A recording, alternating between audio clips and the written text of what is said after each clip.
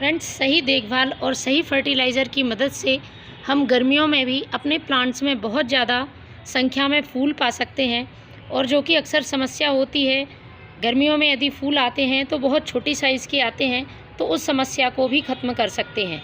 ज़रूरत होगी आपको प्लांट की सही देखभाल की और उसमें सही फर्टिलाइज़र डालने की। तो आज के वीडियो में मैं आपको बताऊंगी कि किस फर्टिलाइज़र की मदद से आप पूरी गर्मियों में अपने गुलाब, गुड़हल, मोगरा जैसे प्लांट्स पर बहुत अच्छी मात्रा में फ्लावरिंग ले सकते हैं, उसकी ग्रोथ को बढ़ा सकते हैं और गर्मी में पौधे को सूखने से बचा सकते हैं।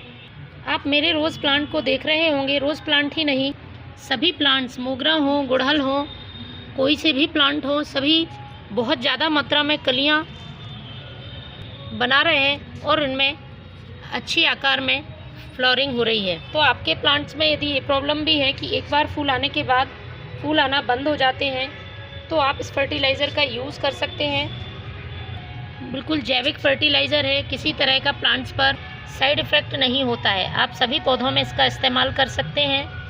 एनपीके से भरपूर इस फर्टिलाइज़र को आप अपने प्लांट्स की सॉइल में महीने में एक बार इस्तेमाल करें।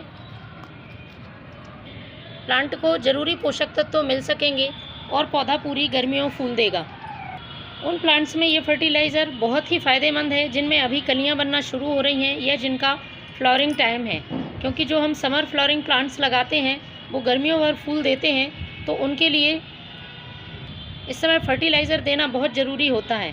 जैसे कि मोगरा प्लांट है, तो इसमें आप अभी सही समय है ये फर्टिलाइज़र डालने का। पोटेशियम से भरपूर फर्टिलाइज़र है, तो ये जो कलियां बनती हैं वो अच्छे आकार में फूल खिलाएंगी, क्योंकि यदि उन्हें सही पोषक तत्व नहीं देते हैं तो बड स्टॉप प्रॉब्लम प्लांट में हो जाती है और पौधा फूल बनाने से पहले ही अपनी कलियां गिरा देता है।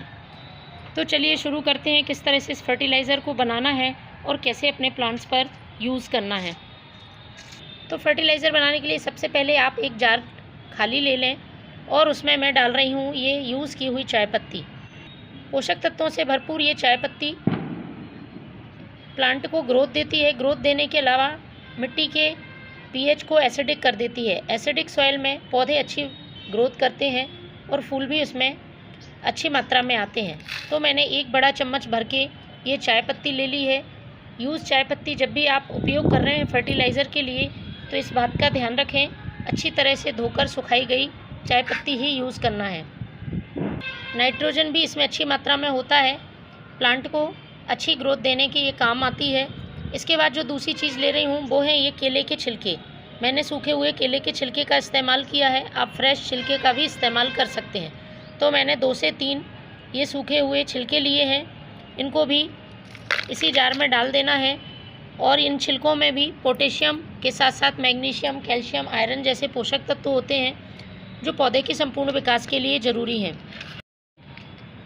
तीसरी चीज़, प्लांट में इम्यूनिटी को बूस्ट करेगी और पौधे में किसी तरह के कीड़े, इंसेक्ट हैं तो उनको भी दूर करेगी। खासतौर पर जो चींटियाँ होती हैं उनको नहीं आने देगी। पौधे की सॉइल को भी उपजाऊ बनाएगी। ये है नींबू के छिलके। 2 नींबू के छिलके मैंने इस्तेमाल किए हैं। इन तीनों को आपको पानी से भिगा देना है और 2 दिन के लिए आपको इसे रखना होगा। 2 दिन बाद हम इस फर्टिलाइज़र का यूज़ करेंगे।